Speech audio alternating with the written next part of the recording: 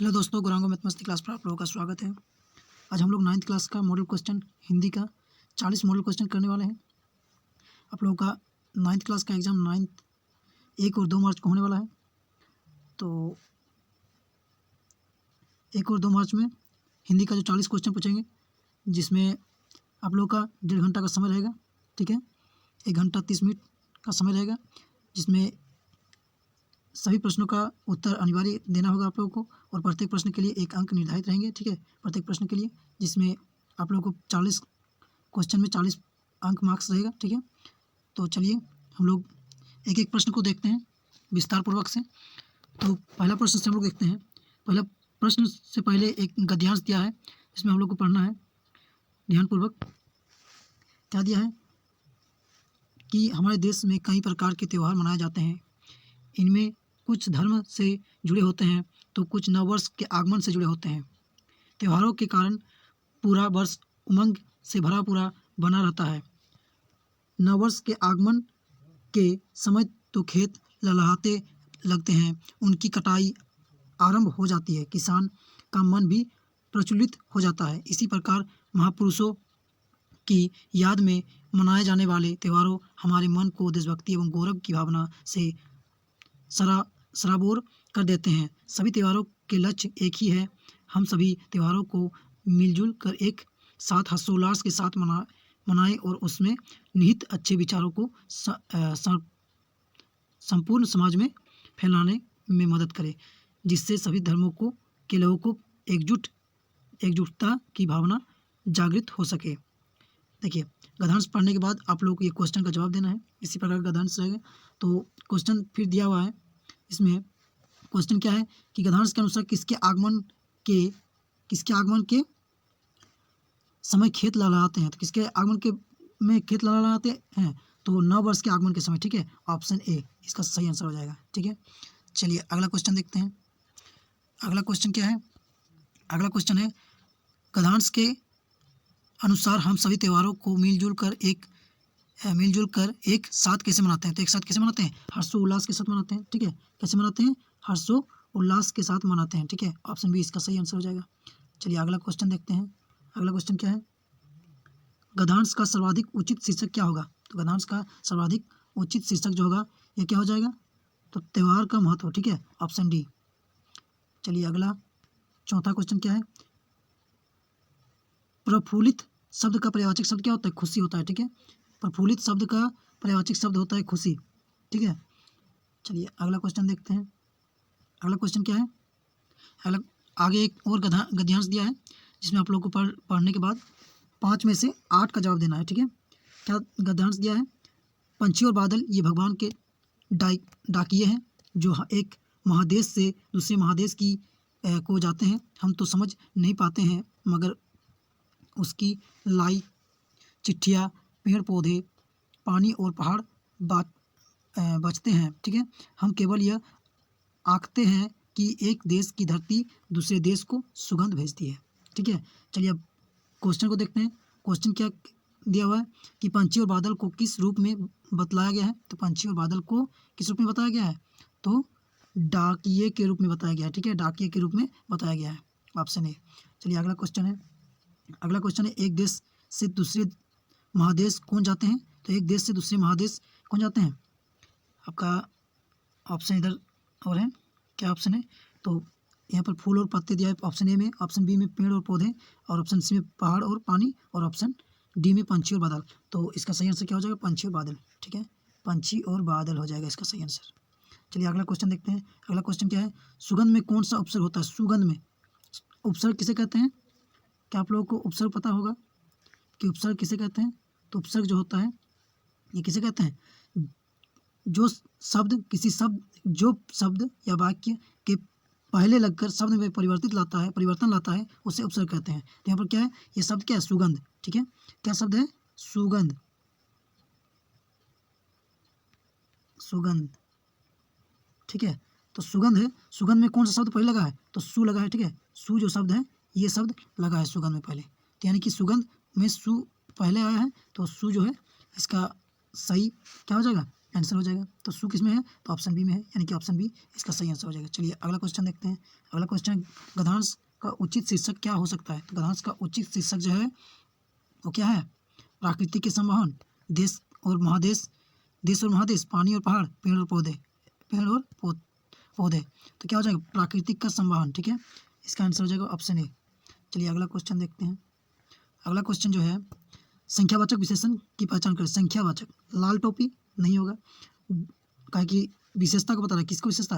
ये गुण का विशेषता होता है कि लाल है, ये गुणवाचक विशेषण है। गोल चश्मा, ये इसका भी गुणवाचक बता रहा है। अच्छा आदमी, यानी किसका भी गुण बता रहा है। तो संख्यावाचक कहाँ है? संख्यावाचक जो है, संख्यावाचक किसमें है? दो बेल, यानी कि दो संख्या है तो उसको संख्या में बता रहा है, तो इसका ऑप्शन हो जाएगा, क्या हो जाएगा? Option D. ठीक है, चलिए अगला 10वां क्वेश्चन क्या है? विज्ञान शब्द में इक प्रत्यय लगाने से शब्द क्या बनेगा? तो प्रत्यय किसे कहते हैं? किसी शब्द के अंत में लगकर शब्द में परिवर्तित लाता है, उसे प्रत्यय कहते हैं। तो प्रत्यय यानी कि वैज्ञानिक, विज्ञान शब्द में इक लगा देने से क्या हो जाएगा? वैज्ञानिक। तो वैज्ञानिक किस में ऑप्शन में है? तो ऑप्शन सी में है। ठीक है, चलिए ये इसका सही आंसर हो जाएगा। अगला 11वां क्वेश्चन क्या है? 11वां क्वेश्चन है, इनमें से सरल वाक्य का उदाहरण कौन सा है? सरल वाक्य का उदाहरण कौन सा है? तो जोर जोर से वर्षा होना। ठीक है, जोर जोर से वर्षा होना सरल वाक्य है। ठीक है, सरल वाक्य क्या है? जोर जोर से वर्षा होना, ऑप्शन ए। अगला क्वेश्चन क्या है? इनमें से किस वाक्य में कर्ता ने चिन्ह का सही प्रयोग हुआ है? कर्ता ने चिन्ह का सही प्रयोग क्या हुआ है? शिक्षक ने कहा है, उसने, शिक्षक ने कहा है, पहला ऑप्शन। दूसरा ऑप्शन क्या है? उसने खाना खा रही थी, ये तो गलत है। ऑप्शन सी क्या है? मोहन ने बाजार गया था, ये भी गलत है। सीता ने भजन गा रही थी, ये भी गलत है। यानी कि ऑप्शन जो पहला है, ऑप्शन पहला क्या है? शिक्षक ने कहा है, शिक्षक ने कहा है, इसका पहला ऑप्शन सही हो जाएगा। चलिए अगला क्वेश्चन को देखेंगे। अगला क्वेश्चन क्या है? अगला क्वेश्चन, निम्नलिखित में से सरकार का विलोम पहचाने। सरकार का विलोम क्या हो जाएगा? साकार है। साकार का विलोम क्या हो जाएगा? निराकार। साकार का पर्यायवाची क्या बोला था? साकार का पूछा था विलोम ना, तो साकार का विलोम हो जाएगा निराकार। चलिए अगला क्वेश्चन क्या है? मुहावरा है, क्या है? ईंट का जवाब पत्थर से देना। मुहावरे का अर्थ क्या होता है? तो ईंट का जवाब पत्थर से देना। ठीक है, तो ईंट का जवाब पत्थर से देना माने कड़ा प्रतिरोध करना। ठीक है, कड़ा प्रतिरोध करना, ऑप्शन ए। अगला क्वेश्चन है, निम्न में से कौन सा शब्द एक वचन है? एक वचन क्या है? आकाश। आकाश क्या है? एक वचन है। अगला क्वेश्चन देखते हैं। औपचारिक पत्र में इनमें से कौन सा विकल्प नहीं होगा? कौन सा विकल्प नहीं होगा? औपचारिक में आपका अभिवादन नहीं होगा। ठीक है, औपचारिक में अभिवादन नहीं होता है। अगला क्वेश्चन क्या है? निबंध के अंतिम चरण को क्या कहते हैं? तो निबंध के अंतिम चरण को हम लोग कहते हैं उपसंहार कहते हैं। ठीक है, उपसंहार, ऑप्शन सी। अगला क्वेश्चन क्या है? संवाद में कौन सा अंश आवश्यक होता है? संवाद में कौन सा अंश आवश्यक होता है? तो ये कौन सा होता है? देखिए, ये होता है, नाम का भी जरूरत पड़ता है, भाषा का भी। ठीक है, नाम का, भाषा का, स्थान का और गतिविधि, ये तीनों हो जाएगा। तो यानी कि इसका सही आंसर क्या हो जाएगा? Option D. ठीक है, चलिए अगला क्वेश्चन क्या है देखेंगे। अगला क्वेश्चन पाठ्य पुस्तक से दिया है। प्रस्तुत गद्यांश को ध्यानपूर्वक पढ़कर प्रश्न संख्या 19 से लेकर 22 तक के लिए सही उत्तर का चयन करें। क्या गद्यांश दिया है? तो दिया है, एक काले माथे वाली चतुर चिड़िया श्वेत पंखों के चपटे मार फौरन टूट पड़ती है, भरे जल के हृदय पर एक उजली चटुल मछली चोट पीली में दबाकर दूर उड़ती है गगन में। दूर कहाँ उड़ती है? गगन में। चलिए इसका हम लोग देखते हैं क्या हो जाएगा इसका आंसर नहीं, इसका जो दिया है क्वेश्चन क्या दिया है, तो इसका क्वेश्चन दिया है, चिड़िया के माथे का रंग कैसा था? तो चिड़िया का माथे का रंग हम लोग देखेंगे, ऊपर में क्या था? चिड़िया का माथा का रंग काला था। ठीक है, तो ये काला इसका आंसर हो जाएगा। चलिए अगला क्वेश्चन क्या था कि कवि ने चतुर किसे कहा है? तो कवि ने चतुर जो है ये किसे कहा है? चिड़िया को क्या कहा है? चतुर कहा है। ठीक है, चिड़िया को क्या कहा है? चतुर कहा है। रुकिए एक मिनट, चिड़िया को क्या कहा है? चतुर कहा है। चलिए ऑप्शन बी इसका सही आंसर हो जाएगा। अगला क्वेश्चन क्या है? चिड़िया मछली को किस तरह पकड़ती है? तो चिड़िया मछली को किस तरह पकड़ती है? तो चिड़िया मछली को झपाटे मार कर पकड़ती है। कैसे पकड़ती है? झपाटे मार कर पकड़ती है। चलिए ऑप्शन डी। अगला क्वेश्चन क्या है? गगन का पर्यायवाचक शब्द क्या होगा? तो गगन का पर्यायवाचक शब्द आकाश हो जाएगा। चलिए अगला क्वेश्चन देखते हैं। अगला क्वेश्चन क्या है? अगला क्वेश्चन है,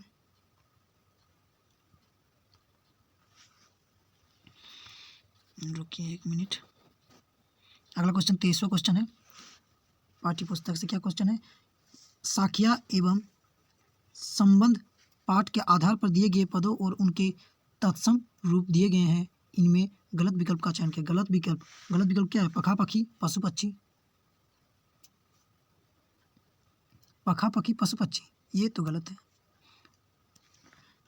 अनंत अनंत, निरपख, इसका सही आंसर क्या है? दोनों ठीक है, यही गलत है। गलत क्या है? ऑप्शन यही गलत है। ऑप्शन ए जो है ये गलत है। ठीक है, चलिए अगला क्वेश्चन हम लोग देखते हैं। वाक्य पाठ के आधार पर निम्नलिखित में से कौन सा वाक्य सही है? कौन सा वाक्य सही है? तो वाक्य है, कौन सा वाक्य सही है? तो आप लोग पढ़ लेंगे सबको। इसका सही आंसर हो जाएगा, भोग और त्याग के बीच मध्य वर्ग अपनाना चाहिए। चलिए अगला क्वेश्चन देखते हैं। कैदी और कोकिला कविता के अनुसार मोहन के व्रत द्वारा किसकी ओर संकेत किया गया है? किसकी ओर संकेत किया गया है? तो मोहनदास करमचंद गांधी की ओर संकेत किया गया है। ठीक है, इसका आंसर भी हो जाएगा। चलिए अगला क्वेश्चन देखते हैं। मेघ आए कविता के अनुसार धूल किसका प्रतीक है? तो धूल जो है ये किसका प्रतीक है? युवती का प्रतीक है। ठीक है, युवती का। अगला क्वेश्चन है, प्रस्तुत गद्यांश को पढ़कर प्रश्न संख्या 27 से लेकर 30 तक के सही उत्तर चयन करें। तो प्रस्तुत गद्यांश जो दिया है इसको पढ़ेंगे हम लोग, इसके बाद 27 से लेकर 30 तक के आंसर को देंगे। ठीक है, गधे को क्रोध करते नहीं सुना और ना ही देखा, जितना चाहे गरीब को मारो, चाहे जैसी खराब सड़ी हुई घास सामने डाल दो, उसके चेहरे पर कभी असंतोष की छाया भी न दिखाई देगी। बेशक में चाहे एकाध बार कुलेल कर लेता हो, पर उसने तो उसे कभी खुश होते नहीं देखा। उसके चेहरे पर एक विषाद अस्थायी रूप से छाया रहता है। सुख दुख हानि लाभ किसी भी दशा में उस बदलते नहीं देखा। ऋषियों मुनियों में जितने गुण हैं उसमें क्या है? ऋषि मुनियों जैसे उतने गुण हैं, वे सभी उसमें प्रकाष्ठा को पहुंच गए हैं, पर आदमी उसे बेवकूफ़ कहता है। सद्गुणों का इतना अनादर नहीं देखा। चलिए क्वेश्चन क्या है? 27वां क्वेश्चन है, गधा कैसा प्राणी है? तो गधा जो है पढ़ें कि सहनशील प्राणी है। ठीक है, अगला क्वेश्चन 28वां क्वेश्चन है, गधे में ऋषि मुनियों का कौन सा गुण पाया जाता है? तो ऋषि मुनियों का कौन सा गुण पाया जाता है? सुख दुख के समान भाव से रहने का पाया जाता है। ठीक है, चलिए अगला क्वेश्चन देखते हैं। गधे को आदमी क्या कहते हैं? तो गधे को आदमी बेवकूफ़ कहते हैं। चलिए अगला क्वेश्चन देखते हैं। गधे के अनुसार विषाद का अर्थ होता है, विषाद का अर्थ क्या होता है गधे के अनुसार? तो दुख होता है। ठीक है, चलिए अगला क्वेश्चन देखते हैं। अगला क्वेश्चन क्या है? लासा की ओर पाठ में लेखक के सहयात्री क्या कौन थी? तो सुमति थी। ठीक है, सुमति। कौन थी? सुमति, ऑप्शन ए। अगला क्वेश्चन है 32वां क्वेश्चन, सावले सपनों की याद पाठ के अनुसार साइलेंट वैली कहाँ स्थित है? तो साइलेंट वैली जो है ये केरल में स्थित है। चलिए अगला क्वेश्चन क्या है? किस ब्रिटिश सेनापति ने देवी मैना पर सहानुभूति दिखाई थी? तो किसने दिखाई थी? सर टॉमस हे ने दिखाई थी। अगला क्वेश्चन है, मेरे बचपन के दिन पाठ के अनुसार माधवी वर्मा को उसकी माता जी ने सबसे पहले किस ग्रंथ को पढ़ना सिखाया था? तो किस ग्रंथ को पढ़ना सिखाया था? तो पंचतंत्र सिखाया था। क्या सिखाया था? Panchatantra, option C. अगला क्वेश्चन है, जूता हमेशा टोपी से कीमती रहा है, ये पंक्ति किस पाठ की है? तो प्रेमचंद्र की फटे जूते की, ऑप्शन बी। ठीक है, अगला क्वेश्चन है, मेरे संग की औरतें पाठ में लेखक की नानी ने अपने पति के लिए प्यारे लाल से अपनी पुत्री के लिए कैसा वर ढूंढने का आग्रह की है? तो आज़ादी का सिपाही। कैसा वर? तो आज़ादी का सिपाही का ढूंढने के लिए कहा है। अगला क्वेश्चन है, रीढ़ की हड्डी एकांकी के रचनाकार निम्नलिखित में से कौन है? तो जगदीश चंद्र माथुर। कौन है? जगदीश चंद्र माथुर, ऑप्शन सी। अगला क्वेश्चन है, रीढ़ की हड्डी एकांकी में विवाह योग्य कन्या का नाम क्या है? विवाह योग्य कन्या का नाम है उमा। क्या नाम है? उमा। ठीक है, उमा नाम है। चलिए ऑप्शन ए। अगला क्वेश्चन निम्नलिखित में से किस पार्ट में विस्थापन का दर्द दिखाया गया? तो विस्थापन का दर्द जो है माटी वाली, किसमें दिखाया गया है? माटी वाली, ऑप्शन सी। अगला क्वेश्चन है, माटी वाली पार्ट के किस शहर का वर्णन हुआ है? तो माटी वाली पार्ट में किस शहर का वर्णन हुआ है? तो ये हुआ है टिहरी सर का, ठीक है। तो ये था 40 क्वेश्चन। आई होप आप लोगों को अच्छा लगा होगा, और वीडियो अच्छा लगा हो तो लाइक सब्सक्राइब करना ना भूलें, और ज़्यादा से ज़्यादा वीडियो को शेयर करें ताकि और आप लोगों का मित्र सब देख पाएँ और एग्ज़ाम में ज़्यादा से ज़्यादा नंबर ला सकें, ठीक है। आज के लिए इतना ही, मिलते हैं अगले वीडियो में। Thank you.